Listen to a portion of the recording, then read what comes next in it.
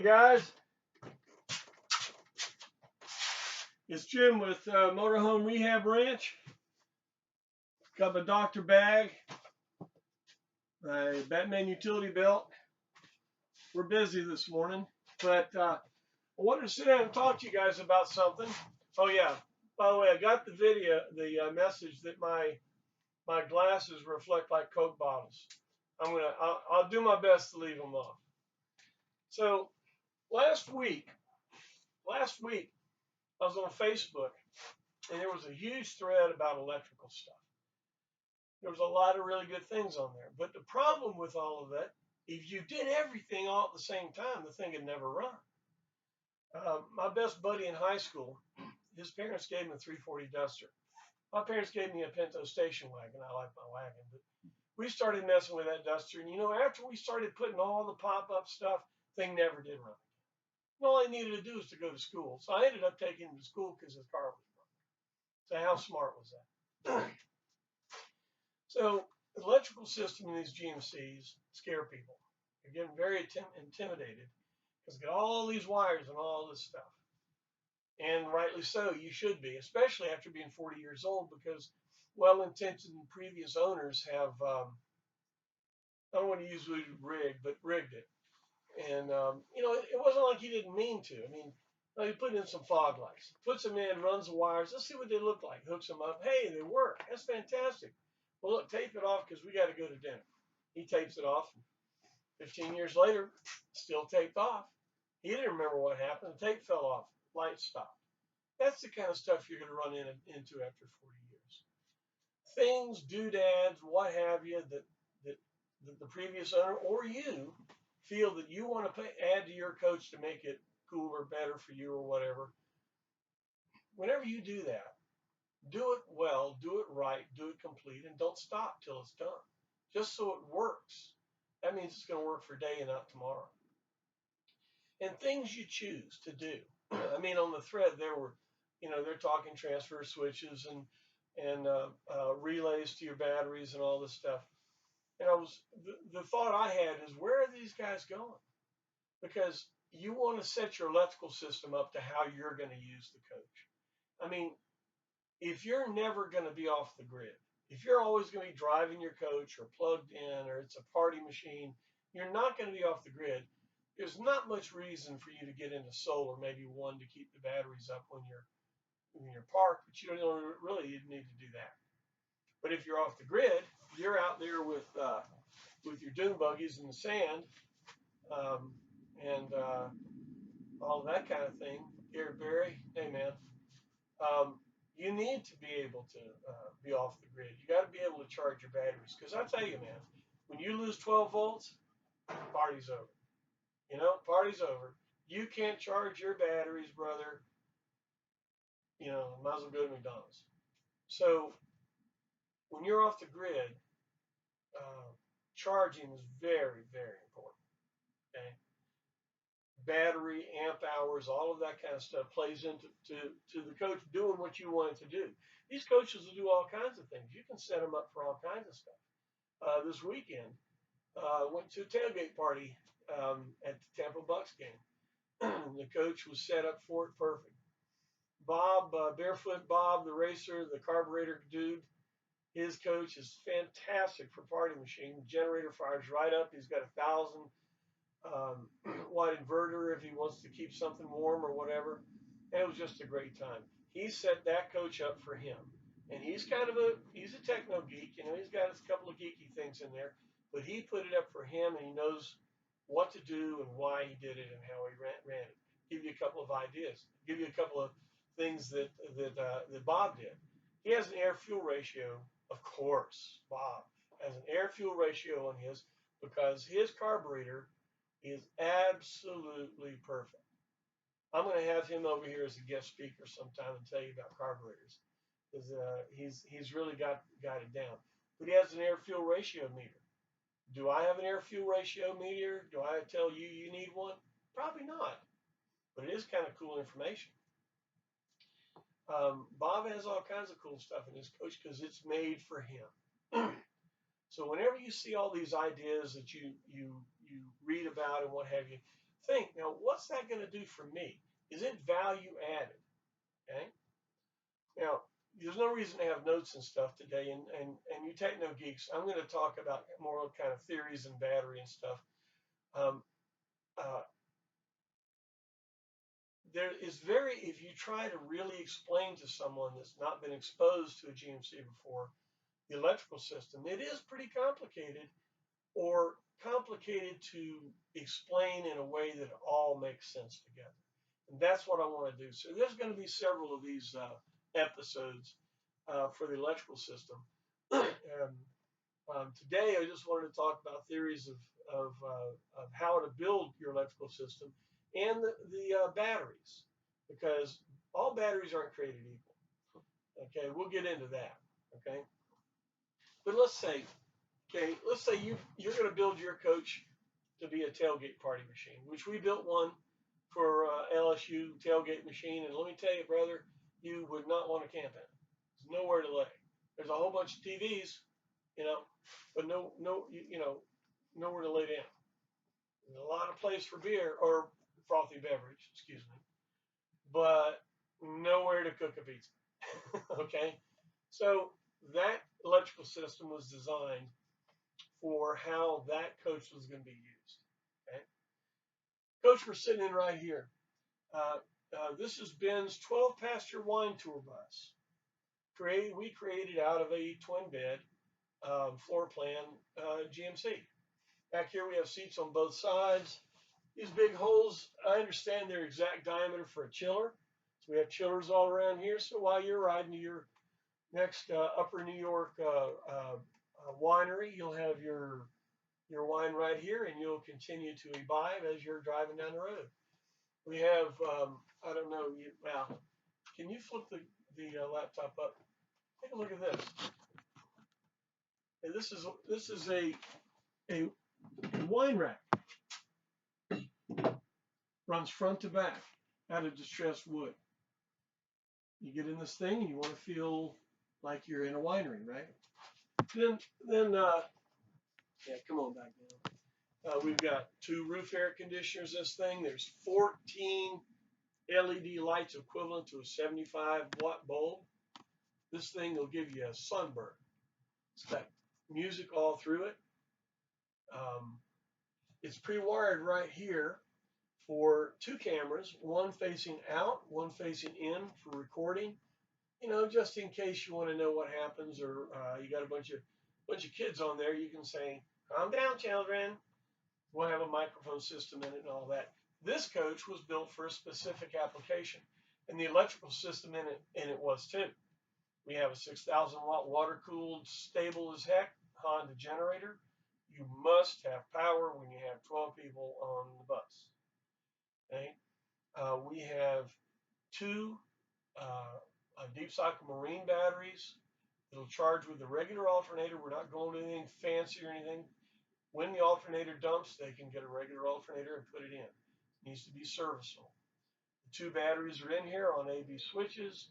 When this thing is underway, they'll both be on. They'll both be charged, because they're going to do a pre-flight on this thing, and we're not going to get out of here with bad batteries. So we'll have 2 batteries there. We have a power converter on board. First thing that's going to happen when somebody gets in this bus, this motorhome, is they're going to fire up the generator. Generator is going to start the charger. We're going to have 2 hot batteries and a power converter on the whole time this baby's making money. So we're going to have power. We're not going to be worried about parking somewhere and charging or whatever. This thing's going to be prepped up. People are going to get on it. They're going to be making money. This is going to be a money maker, and it has to have reliable power. Okay, not a lot, enough to do the job. Everything's LED, so we're not going to have massive current drain on the lighting.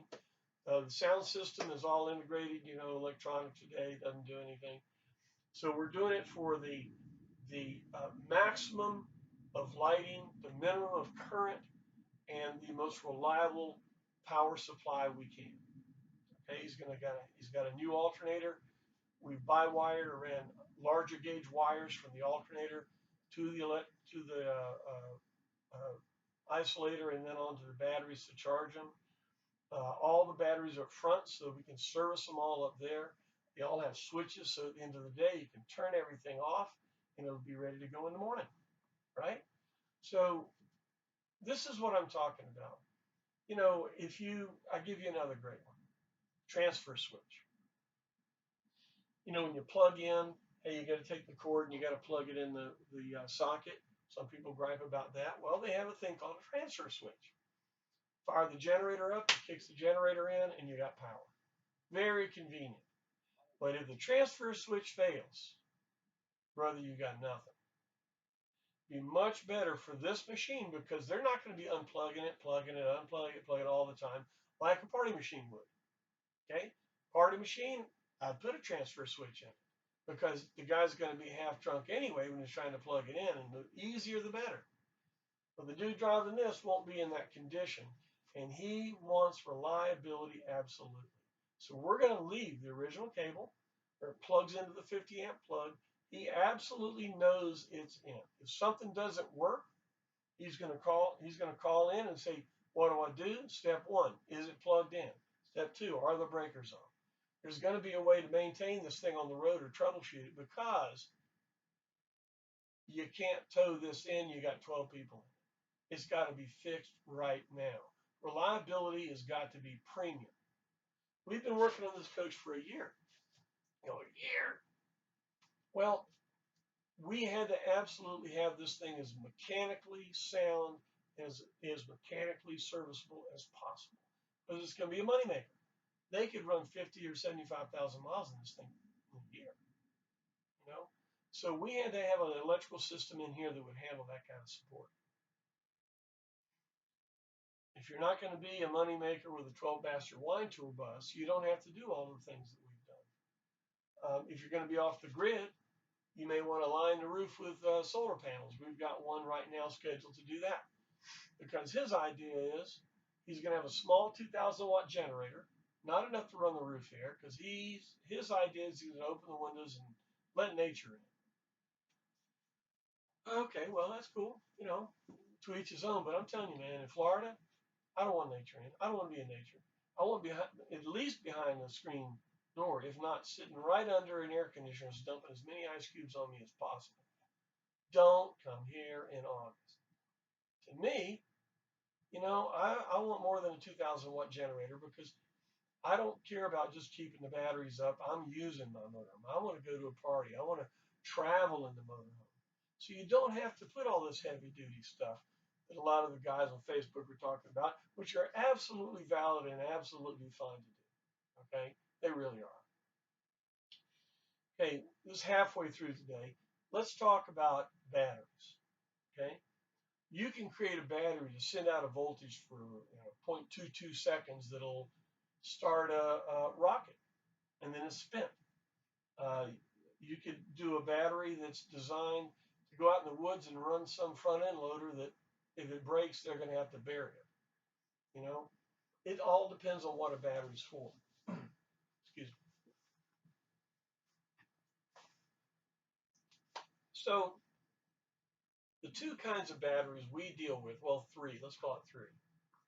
A standard car starting battery, a deep cycle battery, and let's go a third category, let's call it golf cart batteries.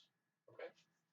Now, an engine starting battery is designed to give a hard current to the starter, okay? Cranking amps, very important. And then to charge quickly for the alternator to put back into the battery what the starter took out. And then station keeps while you have your air conditioner and your radio and lights and all that junk on. Okay? That battery is a specifically made battery. It doesn't have that big of plates, okay? Because it needs to charge fast. It's got strong plates because it's going to be hit hard for a very short period of time. If you take that battery and deep cycle it, in other words, run it dead, sits there and ran dead, that battery will only come back to 80% of its ability. It loses some of its ability. So you go out to your motorhome and the battery's dead. Crap. Well, let's jump it off and we'll get it started and it'll charge back up. it will only come back to 80% of what it was. Okay? Plus, your alternator is not designed to charge a battery from dead. Okay? That takes a lot of current. You say you have a 100 amp alternator. Oh, shit. You don't have 100 amps worth of usable current continuous. You may have for a little bit, for a short period of time, but it's not a continuous duty device at 100 amps. You're not going to charge that battery back up. You're going to burn up your alternator. There's only an 8-gauge wire coming out of the back of that thing. How could you possibly believe that would charge that dead battery? Well, it doesn't. Okay? And if you run that battery down, you only get 80% back. Do that 2 or 3 times and your battery's not worth poop. Okay? This is the reason you should have on-off batteries. Battery switches. When your battery is not going to be used, it's going to be just sitting there. If you have a radio in it, it could have 300 milliamps of drain. You say, well, that's nothing. After 2 weeks, 3 weeks, that's a lot. And it'll drop that battery. It'll degrade that current ability. So when you're going to park your coach for any length of time, you need to have a good on-off switch that when you turn it off, that battery is disconnected from the system. In marine application, they have some really nice Blue Sea switches and Perco switches sealed to keep the weather off of it, but real high current switches.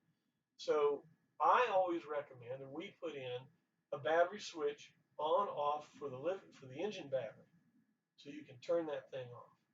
Also, we have on-off switches for the living area battery or batteries. You have two. You have an on-off switch that goes battery 1, battery 2, 1 and 2, or off. So you can totally disconnect them, especially if you have two batteries that are running in parallel. Parallel means positive to positive, negative to negative. If you do that, the batteries will slowly discharge themselves. Now, yes, they have that in diesel trucks, but the theory there, you're going to drive it all the time. If you have a diesel truck and you're going to set it around for 6 months, disconnect the batteries. Trust me. Okay.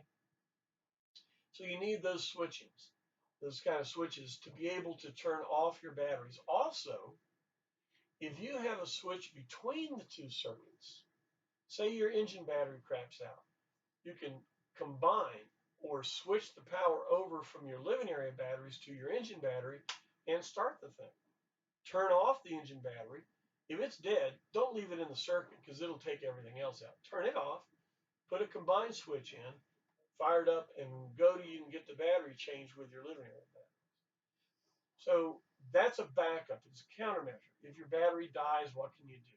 If you run your battery dead, what can you do? You have two completely separate electrical systems. You can tie them together with a combined switch. You can turn off switches. Remember, if you lose 12 volts, your party's over. So you have two shots. You have two countermeasures. You have two ways to get power and fire that motor. And that's very, very important to do. So switching gives you the choice to do that. Now, the living area battery has different requirements for an engine battery. Well, it's true, it does start the generator, but that's not a big deal. The continuous slow drain is what a living area battery needs because you have your lights on and having a party or whatever. That battery has different parameters than an engine battery. It's designed for long continuous drain and then a normal recharge. Just like it's a marine, they're called deep cycle batteries. Say you go crabbing all night. Next morning, you take the boat in, you plug it into a charger. The next evening, you go crabbing again. A marine deep cycle battery is designed to charge back up in a regular time frame with a regular charger. And that's really what you have. These things came with 40 amp power converters. Some people put 80s and 100s and stuff. Well, that's all cool. But you are limited somewhat. And you want to have a battery that will charge up quickly so you can use it. Okay, third category we talked about. Oh, by the way, if you're going to buy two deep cycle batteries, buy them at the same time. Try to get them if they have serial numbers close to the same serial number, because the internal resistance on those two batteries will determine how well they'll work together, how well they'll charge, how well they'll discharge, and things like that. So you want to buy two of the same marine batteries if you're going to go with two batteries. Okay. Third category, I called it golf cart batteries. Now, a lot of people do this, and I'm not poo-pooing it. But here's the thing. Go to a golf course and look at what they plug that golf cart into at night to charge those batteries. Those batteries are designed for hard current, on, off, on, off, on, off, 18 holes, right? So in a way, it's kind of like a marine battery, but if you see what they plug that into at night to charge it, it's a big thing. It jumps off the ground and makes all kinds of noises because it's got a huge amount of current to push into those big heavy duty plates. If you put golf cart batteries in your motorhome and nothing else, the alternator cannot charge them. A 40 amp power converter cannot charge those batteries, cannot push current into those heavy plates in a reasonable amount of time to make it useful to you. Okay? That's just the deal. If you want to use it, for 2 or 3 days and charge it for a week, okay, maybe it'll work. But you want a power supply, you want a support system for your batteries that matches what the battery requirements are. So if you're going to go with golf cart batteries or commercial batteries, D cells and C cells, same thing with those. Huge plates made for really abused, heavy duration, heavy current drains. You're going to need to have a power supply to run those things. And your buzz box will get that out of there anyway. Buzz boxes are dangerous. They're 40 amp DC welders that will absolutely boil the acid and the water out of your batteries, will start fires. I can tell you some names of people that don't have their coach today because their buzz box burned up. So gentlemen, get rid of the buzz box. New power converters. Now, the word converter, we're going to talk about inverters in a minute. Totally backwards thing. Converter. The new converters are all solid state. They weigh about 1/10 of the weight that those original ones did. They are all two-stage. In other words, they'll charge hard when they see the battery needs it. When the battery is up to charge, they kick back to just a trickle current to help station keep it. That's what you want. If you keep hard charging the battery, you're going to boil the water out of it. You're going to destroy the battery. You want to have at least a two-stage charger. Now, Shore Power is making all kinds of fancy 3- and 4-stage charger that'll desulfate the plates and all that stuff. Real heavy-duty, cool thing. If that's what you want, cool. But really, what you want to do to know that you're always going to have 12 volts good all the time, go to a place like Walmart. You'll get a battery. There's only 3 manufacturers of battery in the world anyway. Globe makes most of them. Okay? There's a lot of Walmarts around. If that battery breaks a plate, you can take it to any Walmart with your receipt and get another one. This is not a paid announcement for Walmart, okay? But anywhere that you want to go, that you can go back and take it back, it's more important to have a battery that has the characteristics to match what you're doing than how much money you're spending on yellow batteries and all this kind of stuff. And think of it this way. Any battery will give you 12 or 24, maybe 36 months. Some guy says, man, my battery's been in there 7 years. It's still working great. Stop. Don't expose yourself, because if that battery dies, it will take out everything. It could short out. It could cause electrical problems. Get rid of the thing. If you have 3 batteries in your coach, buy your wife a new battery every 12 months. It's a big box. They think she's really got something, You're just trying to make sure that every 36 months you have a new battery. That's very important. It's more important that it's a fresh, serviceable, working battery than, lithium oxide, metal plated, grid, blah, blah, blah. Those are all cool. And if you're going to go off grid now, okay, spend some bucks on batteries. But if you're going to be in town, driving back and forth or whatever, just buy a good quality battery from a place that will service it for you and do it that way. I personally don't recommend 2 6-volt golf cart batteries or a D or a C commercial battery, because again, you need to have the right power supply. Alternator is not designed to charge a battery. Remember, it's designed to put back into that engine battery, it quickly charges, to put back the current that it shoved out to start the starter. It is not designed for 2 green batteries and a third battery and all this. That's why we go through a lot of alternators. They're not a continuous duty device at high current ranges, so they burn out. The regulators fry because we're pushing them too hard. They're not made actually to be in an RV. They're made to be in a car. Okay, we're asking them to do things they weren't supposed to do. And the wiring, small gauge wire. You look at that little wire coming out of the alternator, you say, man, how did that engineer be so stupid to put an 8-gauge wire coming out when they have 3 batteries? Well, he wasn't. He was using standard operating procedure. Now, yes, you need a heavy wire. I run a second wire from the alternator to the rest of the charging system. It's called bi-wiring, 2 wires. No reason to rewire the whole world, just add circuits. So add a second wire so that alternator will put all the current out it can. It won't have a bottleneck. It won't have a resistance in the wire that will limit its ability, make it get hotter. So make a heavier gauge wire coming out all the way to the batteries. Through the isolator, we'll talk about isolators another day. Through the isolator, right to the battery, good ground so that battery can get all the current it needs. Very, very important. Real quick, let's review about batteries. You want the right battery for the right job. You want the right battery for how you're going to use it. You want to be able to service the batteries, have recourse on them. Okay?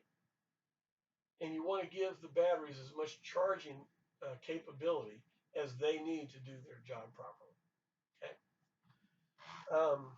The rest of all the theory and stuff, we've got a lot of other things to talk about, like how we actually can modify the alternator a little bit to work better in this application. I'll talk about that.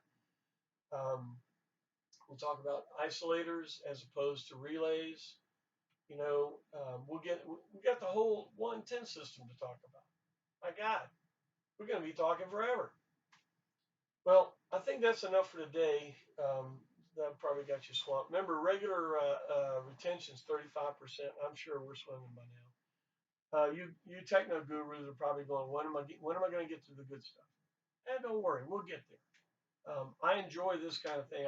My background is in electronics and consumer electronics. Now that I don't have to do it for a living or partly for a living, it's a lot more fun. And I'm able to relate things that I did before. I used to work for Lafayette as a bench tech. I worked for Panasonic as a field engineer. So I can take all those ideas and relate those to these GMCs. And I feel that we can really make these things work well for us, especially in the electrical part of it. So look, this is this story, and I'm going to stick to it. If you liked or you learned anything, do me a favor, send me $1. Go to Patreon, go to PayPal, and throw $1 in there. If you don't know how to do Patreon, well, how about calling us and we'll do it for you? Okay, it wants to go through them because that's the vehicle that makes all this happen. And if you're kind of having fun with all these videos that we're trying to pump out, support us. Become a member. $50. You get a T-shirt. One of these T-shirts, pocket shirt. We talked about that. And my undying gratitude. But you're going to make us able to be able to do more of these. I think that having communication and to talk about things, having the parts one thing. How do you put it on? How do you adjust it? How do you maintain it? How do you know when it's broke? We ran into one last week. It was an AV solenoid on a fuel system. Looked fine. It clicked, right? Click, click. But when you blew through it, it only moved halfway. Okay? How do you maintain this stuff? Those are the things we want to talk about here. I want to show you the fun of what's happening in the GMC community. We're being reinvented. You old guys you're the only guy in town. Everybody looks at you like that old coot in that funny looking motorhome. Let me tell you, man, the young guys, the next generation, they're rediscovering these GMCs and how they can be done. Ben's a young guy. He said, hey, let's make a wine tour bus out of a GMC. Brilliant. It's going to be great. He's going to love this thing. And I think the people that ride in it are going to have a great time and enjoy themselves. We're recycling. This is really an energy deal. We're recycling the footprint. We're not having to stomp another one or grind something up into metal and make a new metal. We're taking metal that's already been footprinted, we've already burned the petroleum to create it, and we're rebuilding these to do new things. I think it's a wonderful thing to do. We're having a great deal of fun at it, and if you want to have some fun with this, join us and join our Patreon Motorhome Rehab Ranch. Come by the co-op in Orlando, and let's have some fun. We'll see you next time. Bye-bye.